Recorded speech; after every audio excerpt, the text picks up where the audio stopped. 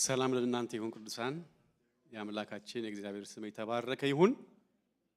ኮቴን ያወለኩት ያው ሙቀቱን ስለማልችለው ነው። ክብር ሁሉ ለጌታ ይሁን። እግዚአብሔር ደግሞ በመካከላችን ስላለ ደግሞ ጌታ እንድናመልክ ስለረዳችሁን ኳይሮች እግዚአብሔር ይባርካችሁ። አጭር ጸሎት ከኔ ጋር እንጸልይና ወደ እግዚአብሔር ቃል እንሄዳለን። እናመሰግንሃለን ቃሉን ላከ ፈወሳቸው ከጥፋታቸውም ሁሉ አዳናቸው እንደሚል እግዚአብሔር ሆይ ዛሬ ቃልህ አቤቱ ለፈውስ እንዲሆንልን ለመመለስ እንዲሆንልን አንተ በምትወደው ደስ በምትሰኝበት መንገድ ለመሄድ እንዲሆንልን በጌታ በኢየሱስ ክርስቶስ ስም እንለምንሃለን።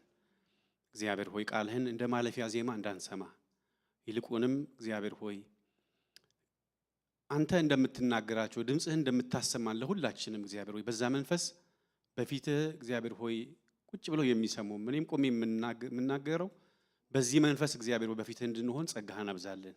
ስለ ሁሉ እናመሰግንሃለን በጌታ በኢየሱስ ስም አሜን። እንግዲህ ባለችኝ አጭር ሰዓት ቶሎ ብዬ እግዚአብሔርን ቃል አብረን እናያለን። እንግዲህ የዮሐንስ ራእይን ነው እያየን ያለ ነው። ባለፈው ሳምንት ከዶክተር አክሊሉ ጋር አይተናል። ዛሬ ደግሞ የዮሐንስ ራእይ ምዕራፍ 2 ከቁጥር 18 እስከ 29 ያለውን እሱን ክፍል ነው የምናየው። ምናልባት ለዚህ ክፍል የሰጠሁት ርዕስ እውነትን ጠብቆ በጽናት መኖር በሚል ነው። እንግዲህ ቴዎድሮስ ማለት የስሙ ትርጉም የመስዋዕት ቦታ የሚል ትርጉም ነው ያለው። ፈጠን ብዬ ነው የምናገረው ከሰዓት አንፃር። ቴዎድሮን ከጴርጋሞን በስተደቡብ በኩል ወደ 70 ኪሎ ሜትር ራቅ ብላ ያለች ከተማ ነች። የጦር ካምፕ ያለባትን ቦታ ነች። ምናልባት አንዳንዶቹ ምን ይላሉ የመስዋዕት ቦታ የሚለው ስም ምናልባት የተሰጣት ከዚህም አንፃር ሊሆን ይችላል ብለው ይናገራሉ። የጦር ካምፕ ያለባት ቦታ ነች። ይቺ ከተማ በጨርቃ ጨርቅ ንግድ የምትታወቅ ከተማ ነች። ምናልባት ይሄን የምናገርበት ሐሳብ በኋላ ከክፍሉ ጋር ስለሚገናኝልኝም ጭምር ነው። በጨርቃ ጨርቅ የምትታወቅ ከተማ ነች። በሱፍ በሐር በቆዳ በነሐስ ትታወቃለች። ብዙ የእጅ ሙያተኞችም ያሉባት ሀገር ነች። ብዙ የእጅ ሙያ ያላቸው ሰዎች ብዙ ስራ የሚሰሩባት ሀገርም እንደሆነች ከተማም እንደሆነች የታወቀ ነው። ሌላው ትንሽ ለየት የሚያደርጋት የሥራ ማህበራት የሚባሉ አሉ። ለምሳሌ የጨርቃ ጨርቅ በጣም የሚመረትባት ሀገር ነች። ለምሳሌ በሐዋርያት ሥራ ምዕራፍ 16 ጌታ እግዚአብሔር የሊዲያን ልብ ከፍቶ የእግዚአብሔርን ቃል እንድትሰማ ያደረጋት ሴት የዚህ ሀገር ሰው ነች። ደግሞም የቀይ ሐር ነጋዴም ሴት ነች እና ብዙ የሥራ ማህበራት የሚባሉ አሉ እና እዛ ይሄንን ስራ ለመስራት እዛ ከተማ ውስጥ የእጅ ሙያችሁንም ይሁን ንግድም ለመነገድ ምንም ለማድረግ የግድ እዛ ማህበር ውስጥ መግባት አለባችሁ ስራውን ለመስራት። ክፋቱ ምንድነው? እያንዳንዱ ማህበር የሚያመልከው የራሱ የሆነ ጣዖት አለው እና እዛ ማህበር ውስጥ ከገባችሁ የግድ ከሰዎቹ ጋር መመሳሰል ያለባችሁ፣ ሌላ ምርጫ የላችሁ፣ መሄጃ መንገድ የላችሁ። እንግዲህ በዚህ ከተማ ላይ ነው ቴዎድሮን የምትባለው ቤተክርስቲያን ያለችው። እንግዲህ ክፍሉ ሲጀምር አነበዋለሁ በኋላ ላይ ክፍሉ ሲጀምር ጌታ ራሱን በማስተዋወቅ ነው የሚጀምረው። ልክ እንደ ሌሎቹ ከዚህ በፊት ስላየናቸው ቤተክርስቲያናት ራሱን ሲገልጽ ልክ ከቤተክርስቲያኗ ጋር በሚሄድ መልኩ ነው የገለጸው። ለምሳሌ የራእይ መጽሐፍ ምዕራፍ 1 ጀምሮ ለዮሐንስ ሲገለጥለት የተገለጠለት ስሞች አሉ አይደለ? እንደ እሳት ነበልባል የሆኑ አይኖች፣ ጸጉሩ ነጭ እንደ በረዶ ብሎ የሚናገራቸው አሉ። ከዛ ውስጥ እየወሰደ ነው ለየአብያተ ክርስቲያናቱ ስም የሚሰጣቸው እና ለዚች ቤተክርስቲያን የሰጣት ስም ክፍሉን ብናነበው ደስ ይለኛል። ዮሐንስ ራእይ ምዕራፍ 2 ከቁጥር 18 እስከ 29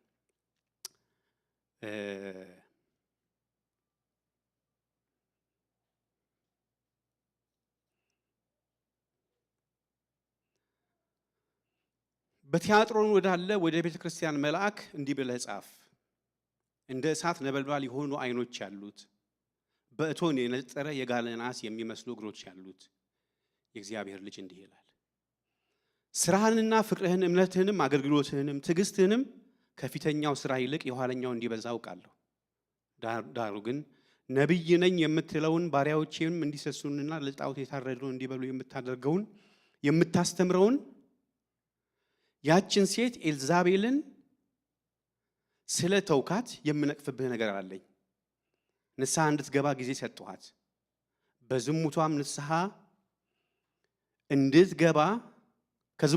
እንድትገባ አልወደደችም።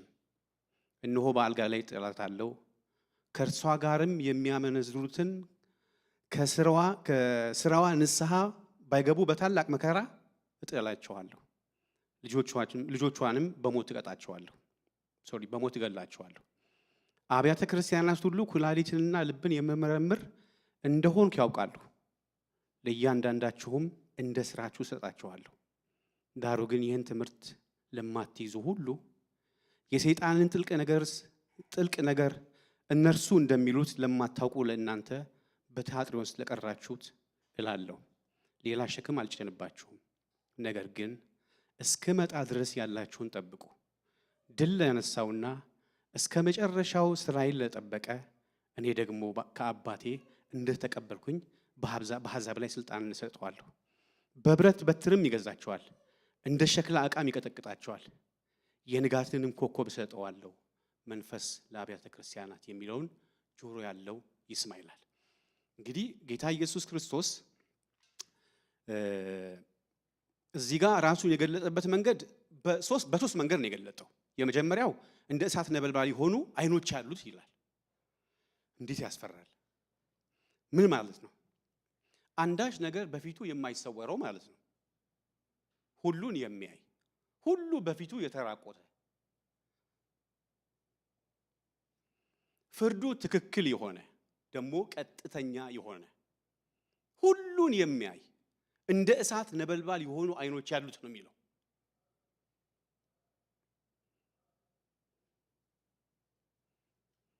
እኔ ካሜራ ያለበት አካባቢ እንኳን በጣም እኮ ስርዓት ነው የምንይዘው አይደል? ሁላችንም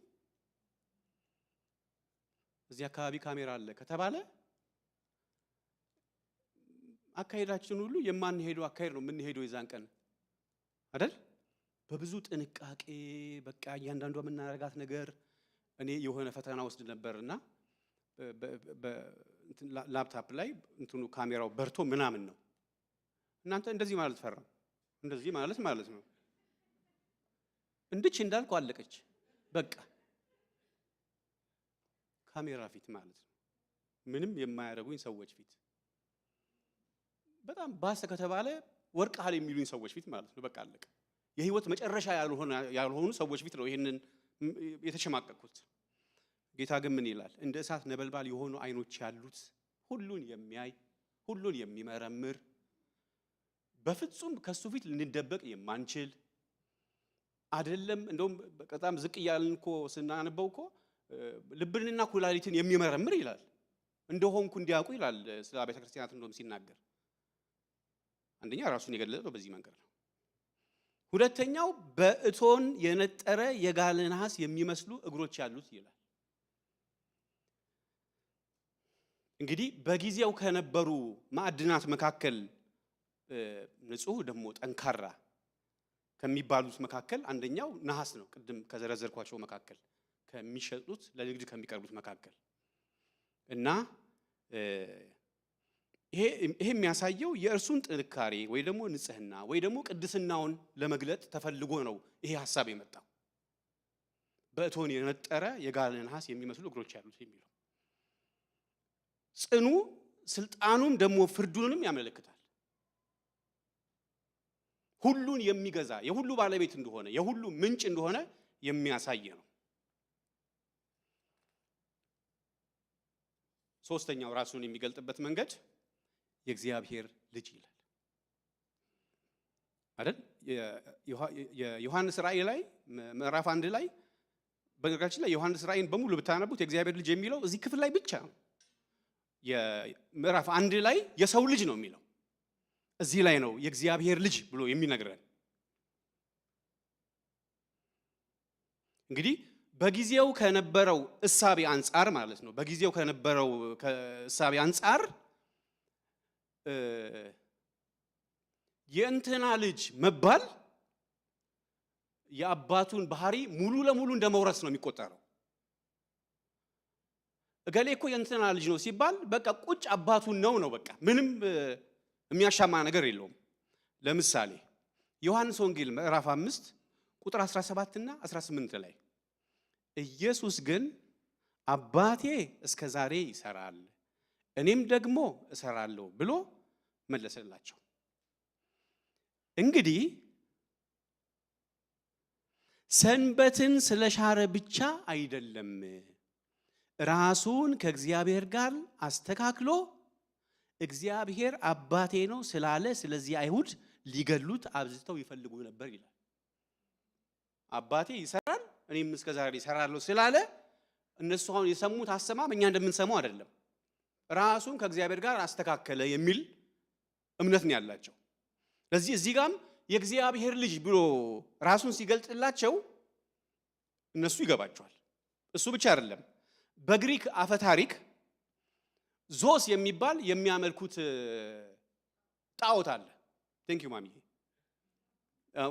እሺ ጣዖት አለ። ዋና አምላክ እንደሆነ ተደርጎ ነው የሚታሰበው። ደግሞ አፖሎ የሚባል የዚዮስ ልጅ የሚባል ደግሞ አለ።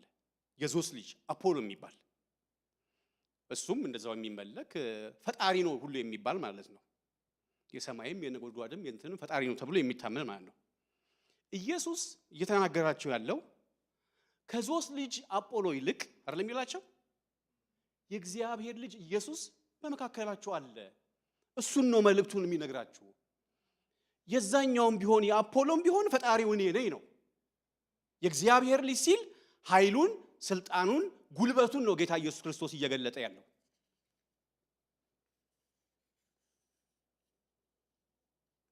ይህ ሰዓት እንዴት ነው የሚሄደው?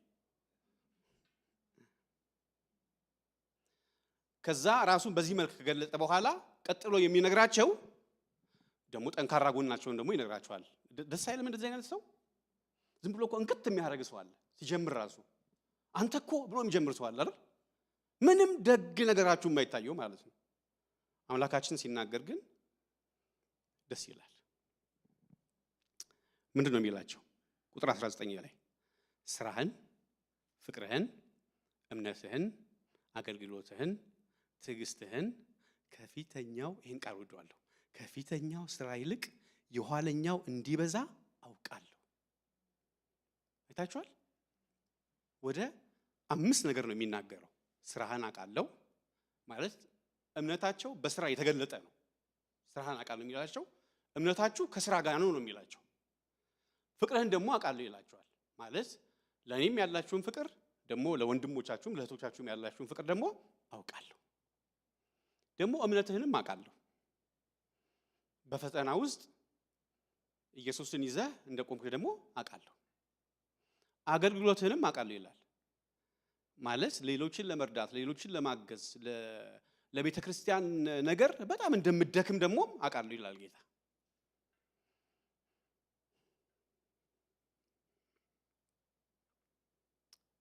እና ደግሞ ትዕግስትህንም አውቃለሁ ይላል።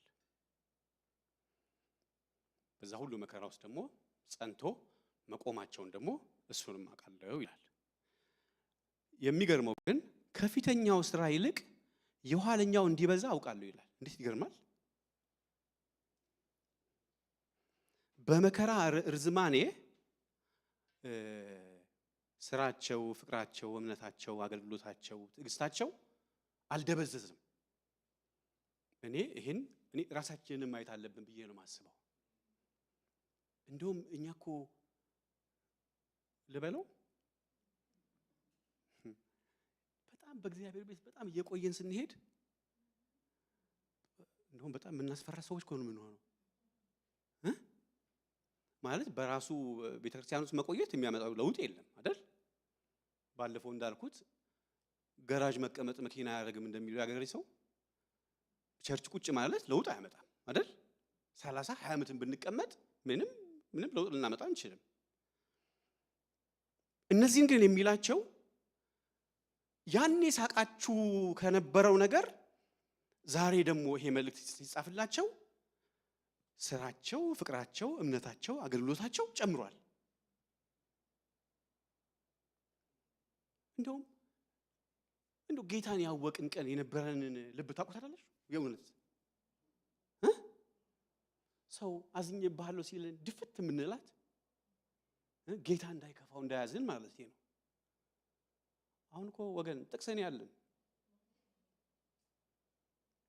አንደኛ ደፍሮ የሚናገረንም የሚገሰጸንም ሰው የለም ሲጀምር። እኔ እግዚአብሔር ምስክሬ ነው፣ በጌታ ፊት ነው ማወራችሁ። ቁጭ ብዬ አስቤ በቃ የሆነን ሰው እኔ ራሴ እንደ መንፈሳዊ አባት ቁጭ አድርጌ እሱን ማውራት አለብኝ ሁሉ ብዬ አስቤ አውቃለሁ። የእውነት ነው የምላችሁ። እንዴ መገሰጽ እኮ አለብን። የእውነት ነው የምላችሁ እኮ። አሁን ቆይ እስኪ እንደው የሚደፍራችሁ ሰው አለ? አንደኛ እንነካም የታወቀ ነው እኮ። አንዴ መተናል አንመለስም አለ ሆያው።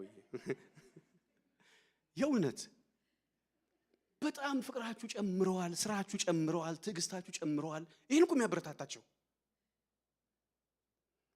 አይደል? ጴጥሮስ ምዕራፍ ሁለተኛ ጴጥሮስ ምዕራፍ 1 ቁጥር 10 ላይ ነው እነዚህ ነገሮች ጨምሩ አይደል የሚለው። ይሄን ጨምሩ፣ ይሄን ጨምሩ፣ ይሄን አድርጉ፣ ይሄን ጨምሩ እኮ ነው የሚለው ወገን።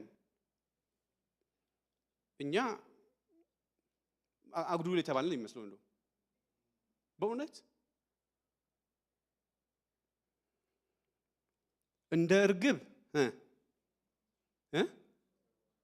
እንደ እባብ ልባሞች አይደል? የእውነት አሁን በዚህ ዘመን ያለን ክርስቲያኖች እርግቧን ገለናታል፣ ቀጥቅጠን ገለናታል። የእውነት መጽሐፍ የሚነግረን ግን ሁለቱንም እኩል አሳድጉ ነው የሚለን። የእውነት እኮ አንዱ በእግዚአብሔር ፊት እኮ እያደግን ስንሄድ በቃ አንዱ እኮ ትህትና እኮ ነው፣ ሌላ እኮ አይደለም። የእውነት አይደል? እዚህ ላይ የሚለው ስራህን አውቃለሁ፣ ፍቅርህን አውቃለሁ፣ እምነትህን አውቃለሁ፣ አገልግሎትህን አውቃለሁ፣ ትዕግስትህንም አውቃለሁ። ማወቅ ብቻ ደግሞ አይደለም፣ ከዛሬ ዓመቱ ይልቅ የዛሬ ደግሞ በዚህ ዓመት ደግሞ ሁሉ ነገር ጨምሯል፣ ተለውጧል ነው የሚለን።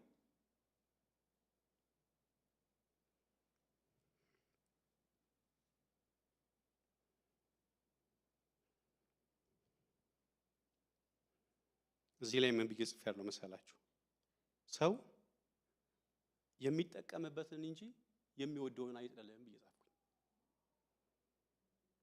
ሰው የሚጠቀምበትን እንጂ የሚወደውን አይጥልም። አሁን ጌታን እኮ የምንከተለው ለጌታ ደስታ እኮ የምንኖረው ከጌታ እኮ ለመጠቀም አይደለም አይደል? ስለምንወደው እኮ ነው።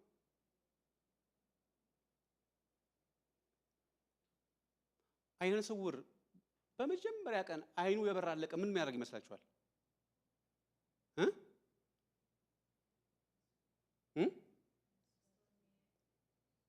መስታወት የሚያይ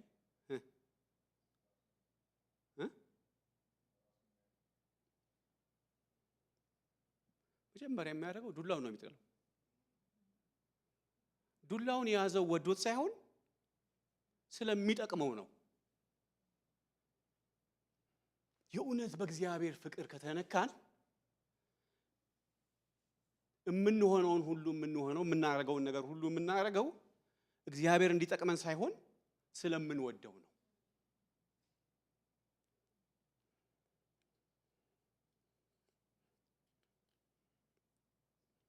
አውቃለሁ ይላችኋል። ፍቅራችሁን አውቃለሁ፣ ስራችሁን አውቃለሁ፣ አገልግሎታችሁን አውቃለሁ፣ ትዕግስታችሁንም አውቃለሁ። እሱ ብቻ አይደለም ደግሞ ከፊተኛው ስራ ይልቅ የኋለኛው እንዲበዛ ደግሞ በጣም አውቃለሁ። እግዚአብሔር ይሄን ያብዛልን። በቤቱ እድሜ ባስቆጠርን ቁጥር ወደ ልጁ መልክ የምናድግበትን እሱን የምንመስልበትን እግዚአብሔር ጸጋውን ያብዛልን። እግዚአብሔር ከራሳችን እያፋታን ማለት ነው እሱ ወደምንመስልበት እንደው መስመር እግዚአብሔር ያስገባን።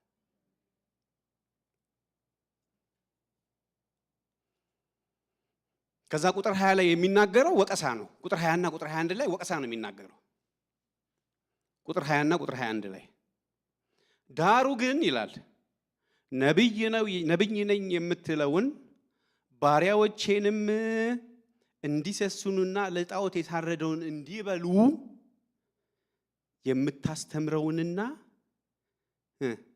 የምታስተወውን ያችን ሴት ኤልዛቤልን ስለምተዋት የምነቅፍብህ ነገር አለኝ ይላል። አሁን አመስግኗቸዋል፣ ራሱን ገልጧል፣ አመስግኗቸዋል፣ በጣም ጠንካራ እንደሆኑ ተናግሯል። ከዛ ቀጥሎ ደግሞ እንደው ምንም እንደው በጣም ጥሩ ትልልቅ 5 ነገር ቢኖራችሁም ግን ልክ አይደላችሁም፣ ተሳስታችኋል። ነብይ ነኝ የምትለዋን አይገርማችሁ? ግን ነብይ ያልሆነችው ማለት ነው። ልክ የኤፌሶንን ቤተክርስቲያን እንደተናገራት ማለት ነው። ሐዋርያ ሳይሆኑ ሐዋርያንን የሚሉትን ኤፌሶን ፍቅርን ይጣላልችው አይደል? የኤፌሶን እቺ ቤተክርስቲያን ደግሞ ፍቅር አላት። ግን ደግሞ የጣለችው ደግሞ አለ። ነብይ ነኝ የምትለውን ባሪያዎቼን እንዲሰስኑ ለጣዖት የታረደውንም እንዲበሉ የምታስነውረውንና የምታስተውናችን ሴት ኤልዛቤልን ስለምትተዋት። ፓስተር ምንድን ነው የሚለው? ስለምትተዋት የሚለው አዲሱ መደበኛ ትርጉም ላይ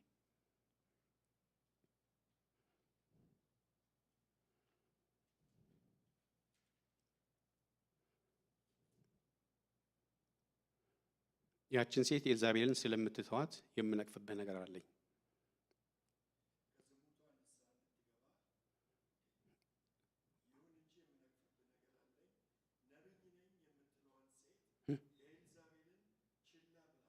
አይታችኋል? ነብይ ነኝ ብላ ነው እዛ ቸርች ውስጥ ያለችው። እንደ ነብይ ነው አክት የምታደርገው። እኔ እንደው ምድራችን ላይ ያለውን ቤተክርስቲያን ሁላችንም ዞር ብለን ማየት አለብን።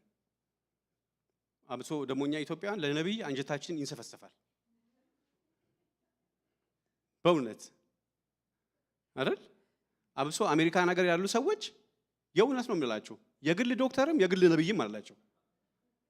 በእውነት እኔ አሁን እዚህ በመካከላቸው አይደል ያለሁት፣ በጣም ብዙ ነገር ያለው ሰማለሁ አሉ ብር የሚላክላቸው እና ብር ልካችሁ ቆይ ተመለሽ ይልሻል እግዚአብሔር ሊል ነው እንዴ? እኔ አልልም እንዴ። ይሄን ያልኩ ቀን እኮ በቃ ጉሮሬ ላይ ነው የቆምኩት። አይሄን አልናገርም። ነብይ ነኝ የምትለዋን በቤተ ክርስቲያን ውስጥ ነብይ ነኝ ብላ ነው ቁጭ ያለችው፣ ግን ነብይ ያልሆነች፣ ግን እንደ ነብይ አክት የምታረግ ደግሞ የምታስተምር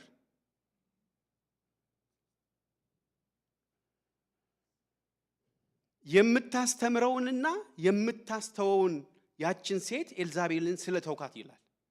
ማለት አገልጋዮቹም ያውቃሉ ማለት ነው። የምትሄድበትን መንገድ የምታረገውን ነገር በደንብ ጠንቅቀው ያውቃሉ አገልጋዮቹም ብቻ አይደለም ህዝቡም ያውቃል። ግን ችላ አሏት ይላል አይደል? አዲሱ መደበኛ ትርጉም ላይ ችላ ስላልካት ይላል። በቃ ችላ አሏት። እንደፈለገች እየሆነች የፈለገችውን መልእክት እያመጣች እንደፈለገች እየወጣች እንደፈለገች እየገባች አይደል? ኤልዛቤል ብሎ ሲናገር እኮ በነገራችን ላይ የአንደኛ ነገሥት ምዕራፍ 18 እና 19 ላይ ያለችውን ኤልዛቤልን እሱ አይደለም እየተናገረ ያለውን ስራዋን፣ አካሄዷን፣ ነገሯን ነው እየተናገረ ያለው እንጂ ኤልዛቤል ሲል ልክ ያችኛዋ ኤልዛቤል እንደምታደርገው ነው ያለው። ያችኛዋ ኤልዛቤል የምታደርገው የአንደኛ ነገሥት ምዕራፍ 18 እና 19 ላይ የእግዚአብሔርን ነቢያት ትገላለች፣ ህዝቡ ጣዖት እንዲያመልክ አይደል? አክዓብ እኮ እሷን ያገባ ቀን እኮ በዓል የሚባልን ጣዖት ጭምር እኮ ነው ያገባው። በከተማው ላይ አጉል የሆነ አምልኮ እንዲመለክ እግዚአብሔር እንዳይከብር ያደረገች ሴት ነች ይቺ ሴት። ግን እሷ ላይ የሚሰራው ነገር ነው እዚህ በቲያጥሮን ቤተክርስቲያን ላይም እየሆነ ያለው እየሰራ ያለው ማለት ነው። የምነቅፍብህ ነገር አለኝ፣ ንስሐ እንድትገባ ጊዜ ሰጧት ይላል። እንዴት የተባረከ አምላክ ነው! እንድትመለስ ማለት ነው። ጠበቃት ጌታ፣ እንድትመለስ ጊዜ ሰጧት። አልወደደችም። እነሆ በአልጋ ላይ እጥላታለሁ፣ ከእርሷም ጋር የሚያመነዝሩትን ከስራዋም ንስሐ ባይገቡ በታላቅ መከራ እጥላቸዋለሁ ይላል። ልጆቿንም በሞት እገድላቸዋለሁ። አይታችኋል? ማለት የእግዚአብሔርን አገልጋዮች በዝሙት ነው የምትጥለው። ጌታም ሊቀጣ ሲመጣ በአልጋ ላይ ጥላት አለው ይላል። ማለት በስጋ በሽታ ማለት ነው። እሷን ብቻ ደግሞ አይደለም ይላል፣ ልጆቿንም ጭምር እቀጣቸዋለሁ ይላል። ማለት ተከታዮቿን እሷ በምትሄድበት መንገድ የሚሄዱትን።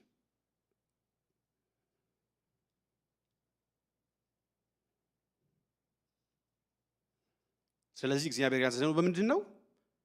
አገልጋዮቿም ህዝቡም ኤልዛቤልን ችላ ስላሏት፣ እግዚአብሔር የማይወደውን ነገር ሲደረግ ዝም ብሎ ስላዩዋት፣ እንዳላየ ስላለፏት ማለት ነው።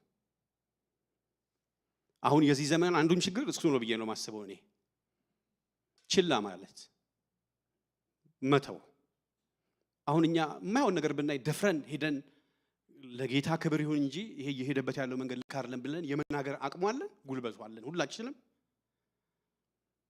አይደል? አሁን ምንም እኮ አሁንማ በዚህ ጊዜ እኮ ምንም ችግር የሌለበት ጊዜ ላይ እንዳለን ለሁላችንም ግልጽ ነው። ምንም ምን አለበት አይደለም የሚባለው? ምን አለበት? ይሞታል ወይ አይደል?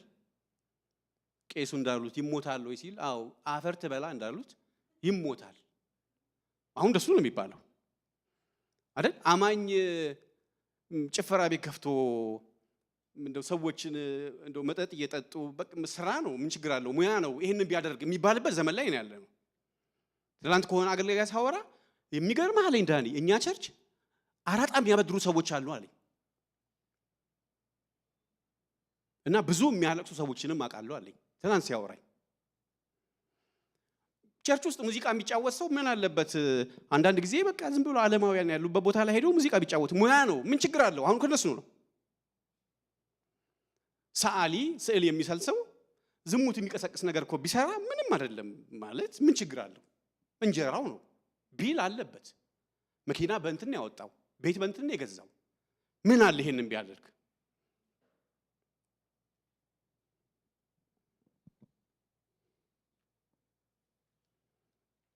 ወገኖቼ ቀስ ብለን ከጌታ ጋር ብንሄድ ነው የሚሻለን አይደል? ያገሬ ሰው ሲተርት ኤሊ ብታዘግም ቤቷን ተሸክማ ነው ይላል። ቀስ ብላ ብትሄድም ኤሊ ሲመሽባት ግብት ብላ ለጥ ትላለች። ወገኖቼ ከጌታ ጋር ማዝገምን የመሰለ ትልቅ ነገር የለም። እሱ ነው የሚያዋጣን፣ እሱ ነው ክብራችን። የቲያትሮን ቤተክርስቲያን አገልጋዮችም ህዝቧም ምን ችግር አለው የሚል ችላ የሚሉ ማለት ነው። አሁን ከጉባኤያችን መካከል አንድ ሰው በማይሆን መንገድ ሲሄድ ብናይ እንደው ጠርተን ለመገሰጽም ለመምከርም አቅሙ አለን፣ ጉልበቱ አለን ተው ለማለት ወይስ ችላ ብለን ነው የምናልፈው? አረ ያኔ ወንድሜ ጎመን በጤና ነው፣ አሁን እንኳን ቀርቷል ጎመን በጤና፣ ጎመን ለጤና ነው አይደል ብለን ሁላችንም ምን ሸሸው። ማናችንም ብንሆን ደፍረን ሄደን ተናገር ልክ አይደለም አንተ የማንም ክብር ይነካ እኔ ክብር የለኝም ግን ያደረከው ነገር እግዚአብሔር የሚከብርበት አይደለም ለማለት አንችልም። ወገኖቼ ኃጢአት በማንም እጅ ላይ ይገኝ ኃጢአት ነው። በቃ በነብይ እጅ ይገኝ፣ በፓስተር እጅ ይገኝ፣ በአስተማሪ እጅ ይገኝ፣ በፈለገ በምትወዱት ሰው እጅ ይገኝ፣ ኃጢአት ኃጢአት ነው። አይ በገሌ እጅ ከተገኘማ አይባልም።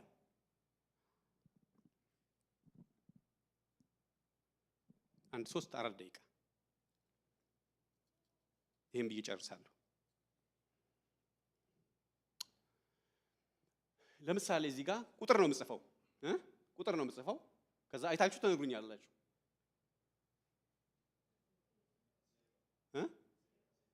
እሺ አይ ዜሮ ነው። ልክ ናችሁ፣ ልክ ነው ዜሮ። እሺ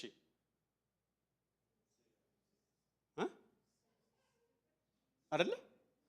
ትልቁም ዜሮ ነው፣ መካከለኛውም ዜሮ ነው፣ ትንሿም ዜሮ ነች። ዜሮ የሆነ ሰው እጅ ላይ ስለተገኘ ሁለት ቁጥር ሊሆን አይችልም ባጭሩ። አሁን ዶክተር አክሊሉ እዚህ ጋር ጠርተነው ዜሮን ቁጥር ሰጥተነው ይሄ ስንት ቁጥር ነው ብንል ዶክተር አክሊሉ ስለሆነ እንደው ስናየው አንድም ያለው ይመስላል በዛ 10 ይመስላል አንልም አይደል? ኃጢአት ነው። በቃ ኃጢአት እንደዚህ ነው። በማንም እጅ ይገኝ፣ ማንም ይንካው፣ ማንም ይጨብጠው፣ ኃጢአት ኃጢአት ነው።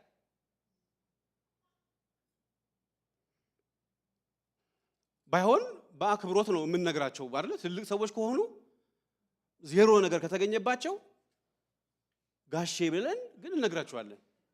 ጋሼ የያዙት ዜሮ ነው እንላቸዋለን። ልክ አይደለም እንላቸዋለን።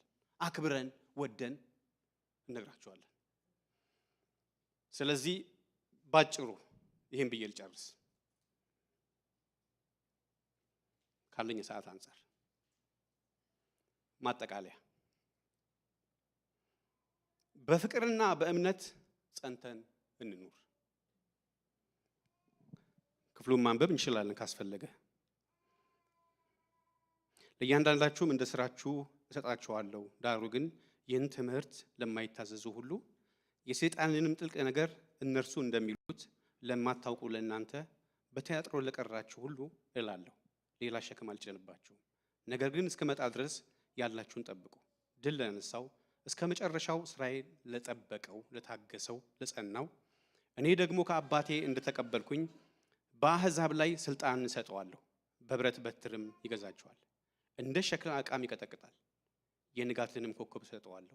መንፈስ ለአብያተ ክርስቲያናት የሚለውን ይስማ። ስለዚህ ራሱን ገለጠላቸው፣ ድካማቸውን ነገራቸው፣ ስንፍናቸውን ነገራቸው።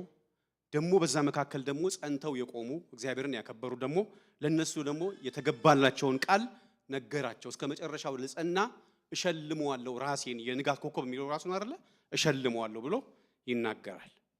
ለቅሬታዎችም እግዚአብሔር ቦታ እንዳለው ይነግራቸዋል። ማጠቃለያ በፍቅርና በእምነት ጸንተን እንኑር። ከቁጥር 18 እስከ 19 ያለው ሐሰተኛ ትምህርትንና ኃጢአትን እንቃወም። ከቁጥር 20 እስከ 23 እስከ መጨረሻው ጸንተን እንኑር። ከ24 እስከ 29 ጌታን በፍቅር እናገልግል። ኃጢአትንና ሐሰተኛ ትምህርትን አንታገስ። እስከ መጨረሻው በእምነት ጸንተን እንኑር። እናመሰግንሃለን። ክብር ሁሉ ለአንተ ይሁን። ስለመከርከን፣ ስለገሰጽከን፣ አቅጣጫ ስላሳየህን እናከብርሃለን። እግዚአብሔር አምላኬ ሆይ ተግሳጽን ብቻ ስላልሆነ እግዚአብሔር አምላኬ ሆይ ደግሞ ሽልማት እንዳለ ስለነገርከን እናከብርሃለን።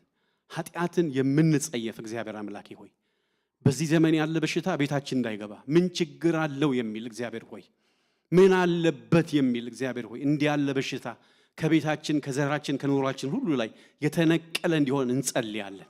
አንተ የምትጠላውን አንተ የምትጸየፈውን የምንጸየፍ ሰዎች እንድንሆን ጸጋህን አብዛልን።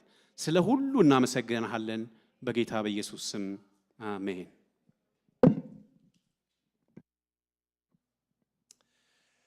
40 ቀን 40 ሌሊት ጎልያድ እየወጣ ህዝቡን ሲያስጨንቅ ይሄን ማን ነው የሚደፍረው?